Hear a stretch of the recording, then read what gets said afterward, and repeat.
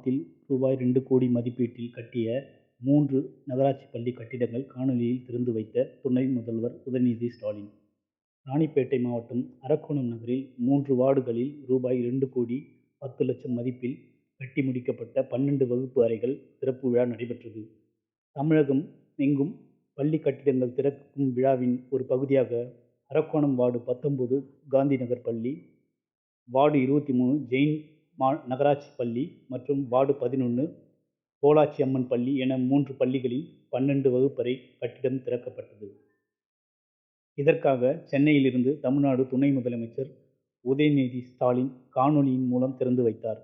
அதனைத் தொடர்ந்து இங்கு பள்ளி வளாகத்தில் நகரமன்ற தலைவர் லட்சுமி உடன் ஆணையாளர் செந்தில்குமார், பொறியாளர் செல்வகுமார், மாவட்ட கல்வி அலுவலர்கள் கருணாமூர்த்தி, வசந்தகுமார், துணை தலைவர் கலாவதி, கவுன்சிலர்கள் சாமுண்டீஸ்வரி, அன்பு, ரேவதி, கன்னியப்பன், செந்தில்குமார், மாலின், சிட்டிபாபு, ரசிதா உட்பட பள்ளி ஆசிரியர்கள் கலந்து கொண்டு குத்துவிளக்கேற்றினார். முன்னதாக தலைமை ஆசிரியர் மரியா ஜெயசீலன் வரவேற்றார். SMC தலைவர் ராஜாத்தி முன்னிலை வகித்தார். ஆசிரியர்கள் பிரகாசம், தண்டபாணி மற்றும் நகராட்சி அலுவலர் நேதாஜி ஆகியோர் விழா ஏற்பாடுகளை கவனித்துக் கொண்டனர். நிலவன் டிவி செய்திகளுக்காக அரக்கோணம் செய்தியாளர் ரவி. முறை ஆட்சி அமைத்திருக்கிறது என்றால் அதற்கு ஒரு தொடக்க புள்ளியாக இருந்தது இந்த நகராட்சி நிர்வாகத்துறை தான். திராவிட முன்னேற்ற கழகம் முதலாக 1959ஆம் ஆண்டு தேர்தலில் சென்னை மாநகராட்சியை வென்றது, கைப்பற்றியது.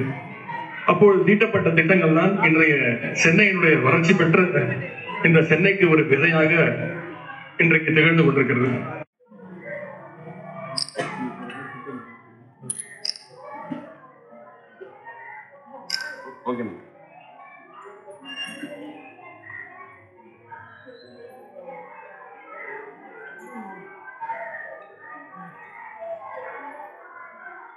next மாட்டீங்க.